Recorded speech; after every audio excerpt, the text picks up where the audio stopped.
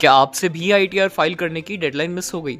अगर हाँ तो घबराए नहीं, आपको अभी भी मिल सकता है अपना अटका हुआ रिफंड। अगर आपसे 31 दिसंबर 2025 तक आईटीआर रिफंड फाइल करने की डेडलाइन चूक गई है और आपको लगता है कि रिफंड अब हाथ से गया, तो आपको पैनिक करने की जरूरत नहीं है। सबसे पहले आपको ये बात समझने की जरूरत है कि डेडलाइन मिस करने का मतलब ये नहीं कि आपका रिफंड खो गया, क्योंकि आपके पास अभी भी एक लीगल ऑप्शन है अपने अटके हुए रिफंड को पाने का।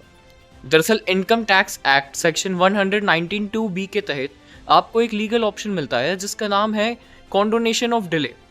चलिए अब समझते हैं कि ये कॉन्डोनेशन ऑफ डिले क्या है। दरअसल अगर आप किसी वैलिड रीजन के कारण आईटीआर फाइल नहीं कर पाए तो आपको इसके अंदर डिले माफ करने के लिए एक एप्लीकेशन भरनी होगी। ये ऑप्शन स्पेशली उन लोगों के लिए है जिनका रिफंड पेंडिंग है या तो फिर वो पास्ट लूजेस को कैरी फॉरवर्ड करना चाहते हैं। अब जानते हैं कि ये प्रोसेस काम कैसे करता है।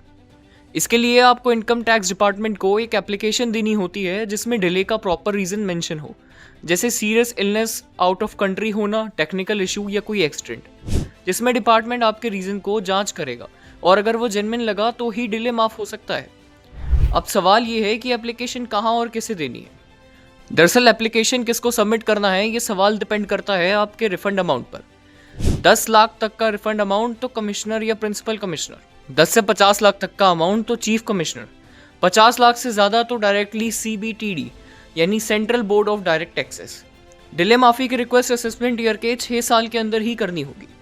रिफंड क्लेम 100% जेन्युइन हो, क्योंकि डिपार्टमेंट प्रॉपर वेरिफिकेशन करेगा। यानी अगर आपका रिफंड जेन्युइन है और रीज़न स्ट्रॉन्ग है तो ही आपको लीगल तरीके से पैसा वापस मिल सकता है।